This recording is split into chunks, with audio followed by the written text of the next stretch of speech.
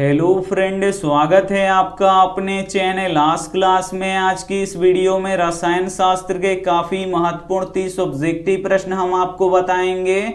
ये जो 30 ऑब्जेक्टिव प्रश्न है ये आपके बोर्ड परीक्षा के लिए काफी महत्वपूर्ण है और इस 30 ऑब्जेक्टिव प्रश्न को आप लोग अच्छी तरीके से पढ़ लेंगे, याद कर लेंगे तो फाइनल बोर्ड परीक्षा में रसायन शास्त्र से आपका एक भी प्रश्न नहीं छूटेगा, ये हमारा गारंटी है। तो वीडियो को प्लीज आप लोग शुरू से लेके अंत तक देखिएगा और इसमें से जो भी प्रश्न आपको याद ना हो तो प्लीज आप लोग उसे नोटबुक पे लिख के जरूर याद कर लीजिएगा। और चैनल को अभी तक आप सब्सक्राइब नहीं किए हैं तो चैनल को सब्सक्राइब कर लीजिएगा और सब्सक्राइब करने के बाद एक बेल आइकन आता है तो बेल आइकन को दबा के ऑल पे कर लीजिएगा ताकि जब भी लाइव क्लास हो तो आपके पास नोटिफिकेशन पहुंचता रहे। तो आइए शुरू करते हैं पहले नंबर प्रश्न से। तो पहला नंबर प्रश्न है कि लिटमस पत्र किससे प्राप्त होता है। ए ऑप्शन है जूट से, बी ऑप्शन है शीशम से, सी ऑप्शन है लाइकेन से, डी ऑप्शन है बरगद से। तो यहाँ पे आपको बताना है कि लिटमस पत्र किससे प्राप्त होता है। तो लिटमस पत्र लाइकेन से प्राप्त होता है, इसे आपको याद रखना है। यहाँ पे सी ऑप्शन बिल्कुल ही सही हो जाएगा। और लिटमस पत्र का प्रयोग हम कहाँ पे करते हैं तो अम्ल क्षार का पता लगाने के लिए लिटमस पत्र का प्रयोग किया जाता है, तो ये भी साथ में आपको याद रखना है। आइए देखते हैं अगला प्रश्न। दो नंबर प्रश्न है कि रक्त का पीएच मान कितना होता है। ए ऑप्शन है 7.4, बी ऑप्शन है 6.5, सी ऑप्शन है 7, डी ऑप्शन है 10.5। तो यहाँ पे आपको बताना है कि रक्त का पीएच मान कितना होता है। तो रक्त का पीएच मान 7.4 होता है, इसे आपको याद रखना है। यहाँ पे ए ऑप्शन बिल्कुल ही सही हो जाएगा। और दूध का पीएच मान कितना होता है तो दूध का पीएच मान 6.5 होता है, तो इसे भी साथ में आपको याद रखना है। और शुद्ध जल का पीएच मान कितना होता है तो शुद्ध जल का पीएच मान 7 होता है, इसे भी साथ में आपको याद रखना है। और मिल्क ऑफ मैग्नीशिया का पीएच मान कितना होता है तो मिल्क ऑफ मैग्नीशिया का पीएच मान 10.5 होता है, तो इसे भी साथ में आपको याद रखना है। आइए देखते हैं अगला प्रश्न। 3 नंबर प्रश्न है कि दांत का क्षय कब शुरू होने लगता है। ए ऑप्शन है जब मुंह का पीएच 6 से अधिक हो, बी ऑप्शन है जब मुंह का पीएच 5.5 से कम हो, सी ऑप्शन है जब मुंह का पीएच 6.5 से अधिक हो, डी ऑप्शन है जब मुंह का पीएच 7 से अधिक हो। काफी महत्वपूर्ण प्रश्न है। यहाँ पे आपको बताना है कि दांत का क्षय कब शुरू होने लगता है। तो जब मुंह का पीएच 5.5 से कम होने लगता है तो हमारे दांत खराब होने लगते हैं। यहाँ पे बी ऑप्शन बिल्कुल ही सही हो जाएगा। आइए देखते हैं अगला प्रश्न। 4 नंबर प्रश्न है कि प्लास्टर ऑफ पेरिस किस कारण से जमता है। ए ऑप्शन है उपचयन के कारण से, बी ऑप्शन है अपचयन के कारण से, सी ऑप्शन है निर्जलीकरण के कारण से, डी ऑप्शन है जलासन के कारण से। तो यहाँ पे आपको बताना है कि प्लास्टर ऑफ पेरिस किस कारण से जमता है तो जलासन के कारण से जमता है, इसे आपको याद रखना है। यहाँ पे डी ऑप्शन बिल्कुल ही सही हो जाएगा। और प्लास्टर ऑफ पेरिस का प्रयोग हम कहाँ पे करते हैं तो टूटी फूटी हड्डियों को जोड़ने में करते हैं, तो ये भी साथ में आपको याद रखना है। आइए देखते हैं अगला प्रश्न। 5 नंबर प्रश्न है कि रासायनिक अभिक्रिया में जो पदार्थ भाग लेता है उसे क्या कहते हैं। ए ऑप्शन है अभिकारक, बी ऑप्शन है प्रतिफल, सी ऑप्शन है दोनों, डी ऑप्शन है इनमें से कोई नहीं। तो यहाँ पे आपको बताना है कि रासायनिक अभिक्रिया में जो पदार्थ भाग लेता है उसे क्या कहते हैं तो उसे अभिकारक कहते हैं, इसे आपको याद रखना है। यहाँ पे ए ऑप्शन बिल्कुल ही सही हो जाएगा। और रासायनिक अभिक्रिया के फलस्वरूप जो पदार्थ बनता है उसे क्या कहते हैं तो उसे प्रतिफल या उत्पाद कहते हैं, तो इसे भी साथ में आपको याद रखना है। काफी महत्वपूर्ण 30 ऑब्जेक्टिव प्रश्न हैं, तो एक भी प्रश्न आप लोग स्किप मत कीजिएगा। वीडियो को प्लीज आप लोग शुरू से लेके अंत तक देखिएगा और वीडियो को लाइक नहीं किए तो प्लीज आप लोग वीडियो को लाइक भी कर दीजिएगा। ये देखते हैं अगला प्रश्न। 6 नंबर प्रश्न है कि ग्लूकोज का रासायनिक सूत्र क्या होता है। काफी महत्वपूर्ण प्रश्न है। यहाँ पे आपको बताना है कि ग्लूकोज का रासायनिक सूत्र क्या होता है। तो ग्लूकोज का रासायनिक सूत्र C6H12O6 होता है, इसे आपको याद रखना है। यहाँ पे बी ऑप्शन बिल्कुल ही सही हो जाएगा। और चीनी का रासायनिक सूत्र क्या होता है तो चीनी का रासायनिक सूत्र C12H22O11 होता है, तो ये भी साथ में आपको याद रखना है। आइए देखते हैं अगला प्रश्न।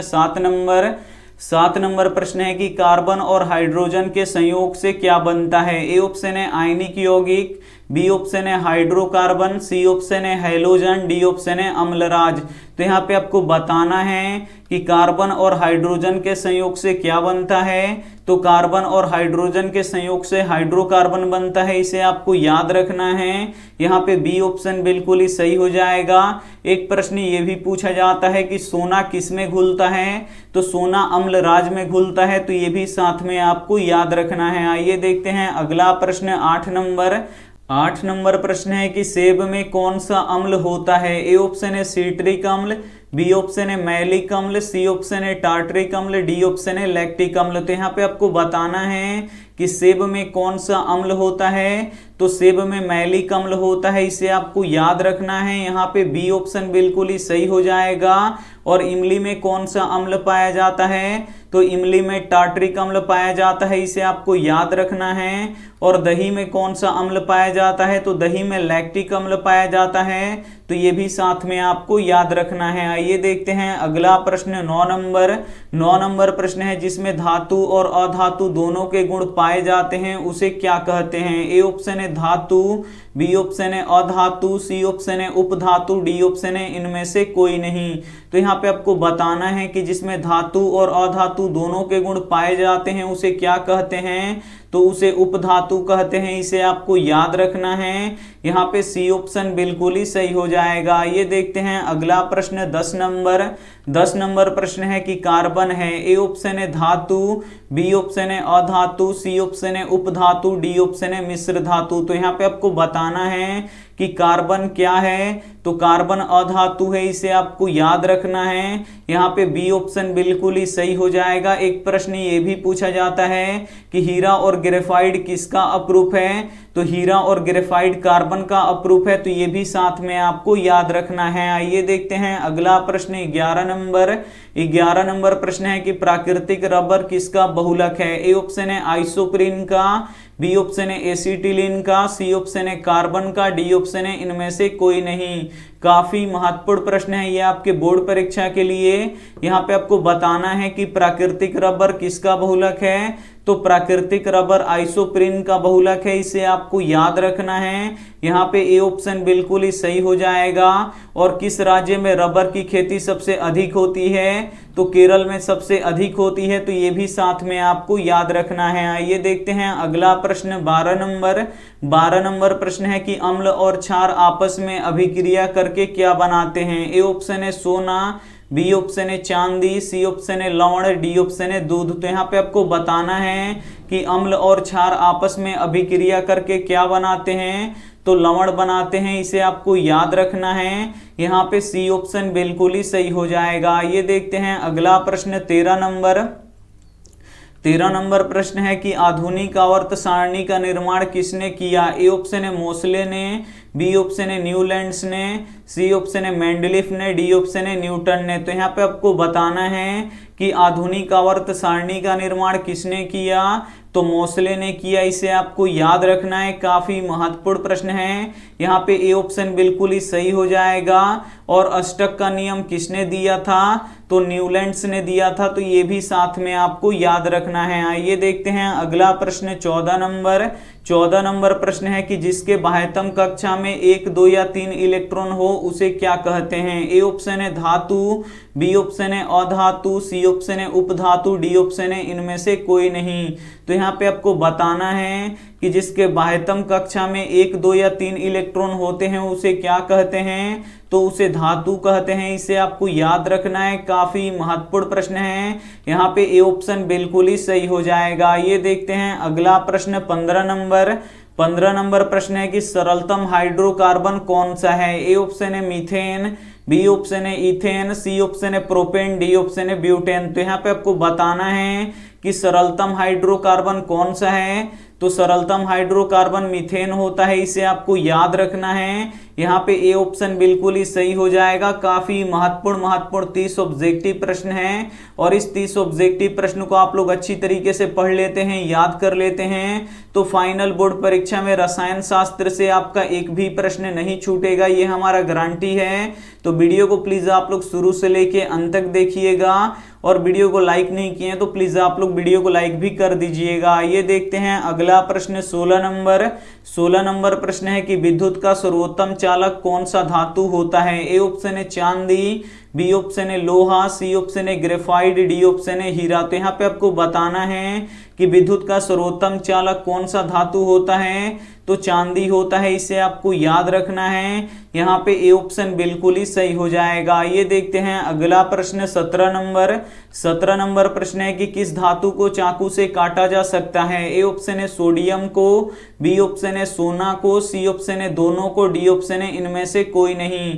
तो यहाँ पे आपको बताना है कि किस धातु को चाकू से काटा जा सकता है, तो सोडियम को चाकू से काटा जा सकता है, इसे आपको याद रखना है। यहाँ पे ए ऑप्शन बिल्कुल ही सही हो जाएगा। जो सोडियम होता है ये अत्यंत अभिक्रियाशील होता है, तो ये भी साथ में आपको याद रखना है। आइए देखते हैं अगला प्रश्न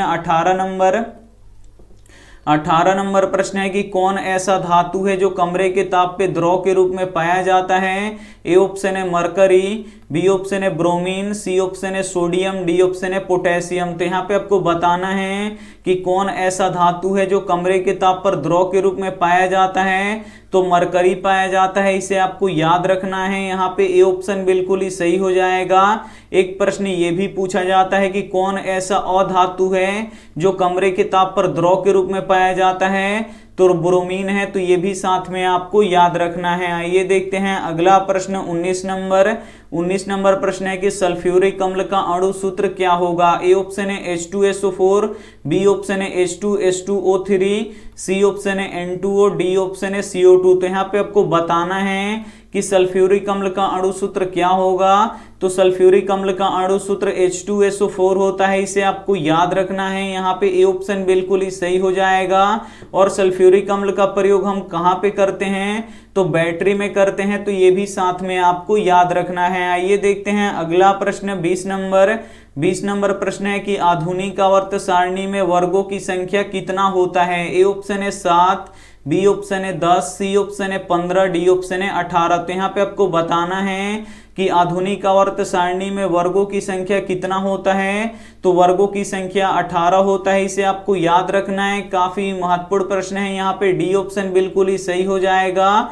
और आवर्तों की संख्या 7 होता है, तो ये भी साथ में आपको याद रखना है। आइए देखते हैं अगला प्रश्न 21 नंबर प्रश्न है निम्न में से किस धातु को किरोसिन तेल में डुबा के रखा जाता है। ए ऑप्शन है सोडियम को, बी ऑप्शन है ब्रोमीन को, सी ऑप्शन है पोटेशियम को, डी ऑप्शन है कार्बन को। तो यहाँ पे आपको बताना है कि किस धातु को किरोसिन तेल में डुबा के रखा जाता है, तो सोडियम को किरोसिन तेल में डुबा के रखा जाता है, इसे आपको याद रखना है।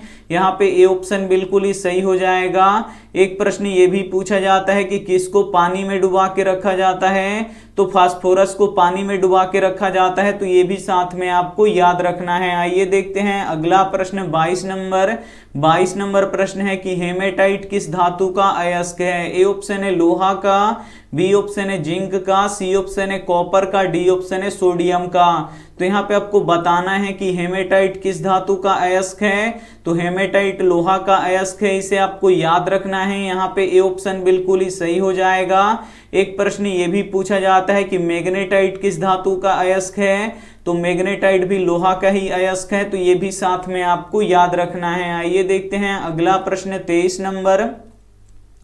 23 नंबर प्रश्न है कि विद्युत अपघटन में शुद्ध धातु किस पे प्राप्त होते हैं। ए ऑप्शन है एनोड पर, बी ऑप्शन है कैथोड पर, सी ऑप्शन है दोनों पर, डी ऑप्शन है इनमें से कोई नहीं। तो यहाँ पे आपको बताना है कि विद्युत अपघटन में शुद्ध धातु किस पे प्राप्त होते हैं, तो शुद्ध धातु कैथोड पर प्राप्त होते हैं, इसे आपको याद रखना है। यहाँ पे बी ऑप्शन बिल्कुल ही सही हो जाएगा।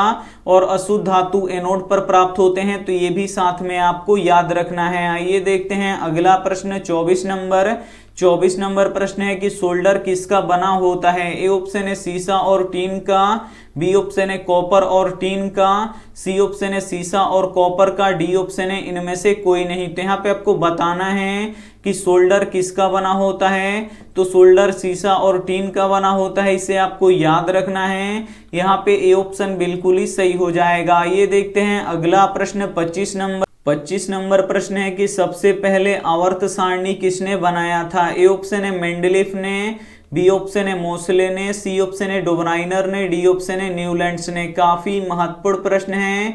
यहाँ पे आपको बताना है कि सबसे पहले आवर्त सारणी किसने बनाया था। तो मेंडलीफ ने बनाया था, इसे आपको याद रखना है। यहाँ पे ए ऑप्शन बिल्कुल ही सही हो जाएगा। और आधुनिक आवर्त सारणी किसने बनाया था। तो मोसले ने बनाया था। तो ये भी साथ में आपको याद रखना है। आइए देखते हैं अगला प्रश्न 26 नंबर प्रश्न है निम्नलिखित में पीतल किसका उदाहरण है। ए ऑप्शन है धातु का, बी ऑप्शन है अधातु का, सी ऑप्शन है मिश्र धातु का, डी ऑप्शन है यौगिक का। तो यहाँ पे आपको बताना है कि निम्नलिखित में पीतल किसका उदाहरण है। तो पीतल मिश्र धातु का उदाहरण है, इसे आपको याद रखना है। यहाँ पे सी ऑप्शन बिल्कुल ही सही हो जाएगा।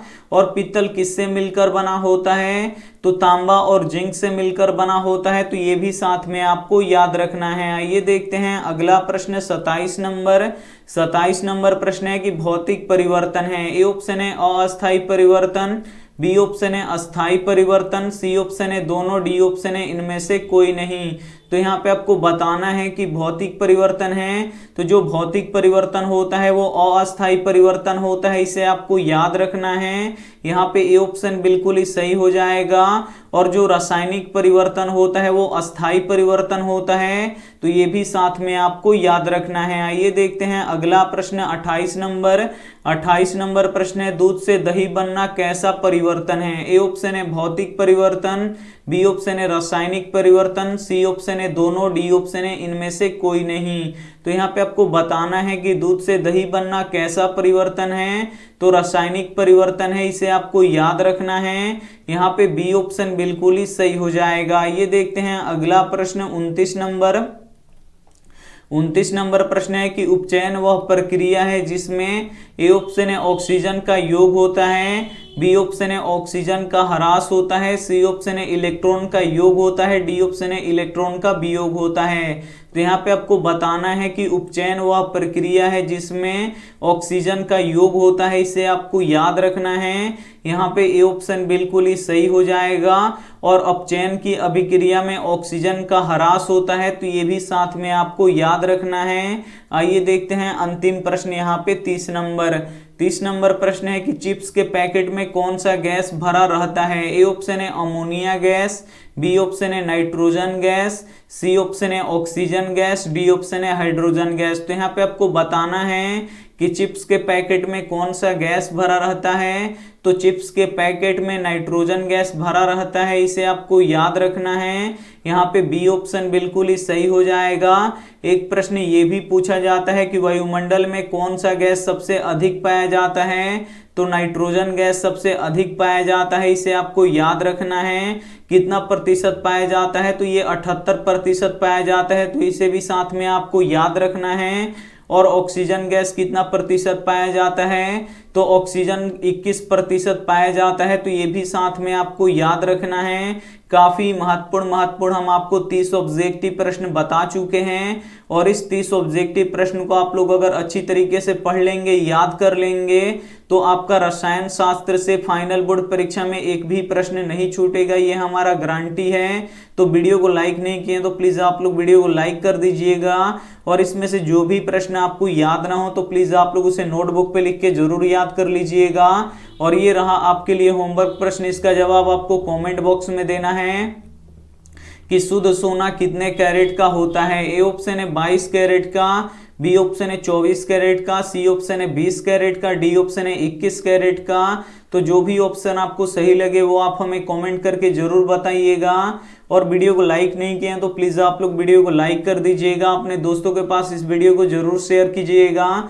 और चैनल को अभी तक आप सब्सक्राइब नहीं किए तो चैनल को सब्सक्राइब करके साथ में बेल आइकन को ऑल पे दबा लीजिएगा, ताकि जब भी लाइव क्लास हो तो आपके पास नोटिफिकेशन पहुंचता रहे। Thank you for watching. मिलते हैं अगली वीडियो में, तब तक अपना ध्यान रखिए, मन लगा के पढ़ाई कीजिए। Take care and bye.